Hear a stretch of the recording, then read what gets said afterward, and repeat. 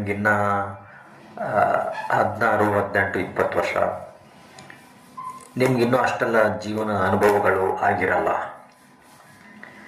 ನೀವು ಯಾವುದಾದ್ರು ಒಂದು ಕೋರ್ಸ್ ಅಟೆಂಡ್ ಮಾಡಬೇಕು.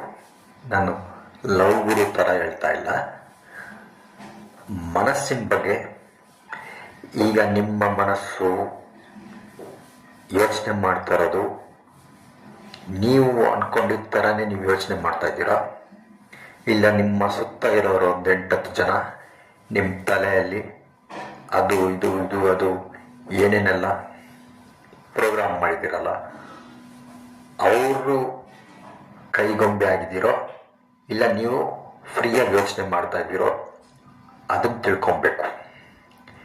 ನೀವು ಫ್ರೀಯಾಗಿ ಯೋಚನೆ ಮಾಡೋದನ್ನು ಕಲಿಬೇಕು. ಕೆಲವೊಂದಷ್ಟು ನಿರ್ಧಾರಗಳು, ತಪ್ಪು ನಿರ್ಧಾರಗಳು ತಗೊಳ್ತೀರ, ಅದರಿಂದ ಪಾಠ ಕಲಿಬೇಕು.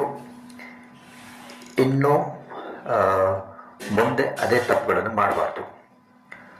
ಒಂದು ಹುಡುಗಿನ ಲವ್ ಮಾಡಿದೆ, ಬ್ರೇಕಪ್ ಆಯಿತು.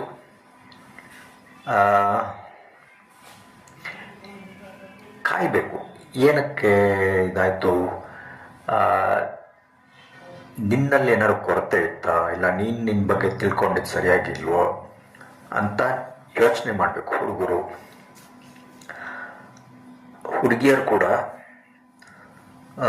ಸುಮ್ಮನೆ ಈ ವಯಸ್ಸಲ್ಲಿ ಅಟ್ರಾಕ್ಷನ್ನೇ ಲವ್ ಅನ್ಕೊಬಾರ್ದು. ಕೆಲವ್ರನ್ನ ನೋಡಿದೆ ಸ್ವಲ್ಪ ಇವನು ನನಗಿಷ್ಟ ಆಗ್ತಾನೆ ಅನ್ಸತ್ತೆ.